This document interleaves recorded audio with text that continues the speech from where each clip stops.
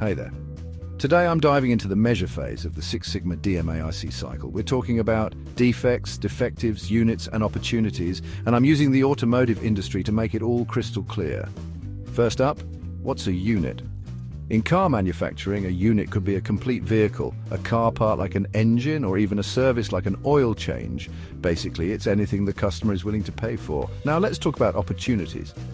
These are the essential elements that matter to the consumer or business. Think safety features like airbags, performance metrics like fuel efficiency, comfort options like leather seats, and even regulatory compliance like emissions standards. Okay, on to defects. A defect is any deviation from what's required. So if your car's music system is on the fritz or there's a scratch on the paint, that's a defect. And what about defective units? A unit is considered defective if it has one or more defects. Simple, right? So if you've got a car with a faulty engine and a misaligned door, it's a defective car. In the measure phase, the goal is to collect accurate data to understand how well the process is working. Let's use a car door as an example.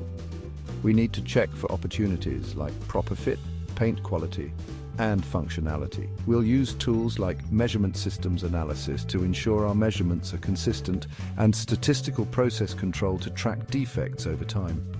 Process mapping helps us visualize where defects are most likely to occur. By collecting this data, we establish a baseline. This helps us understand the current performance and identify problem areas. For instance, if there's a high rate of scratched paint, the analyze phase will dig into why that's happening. Understanding the measure phase is crucial for improving quality. By accurately quantifying problems, we set the stage for significant improvements down the line. Got it? Great.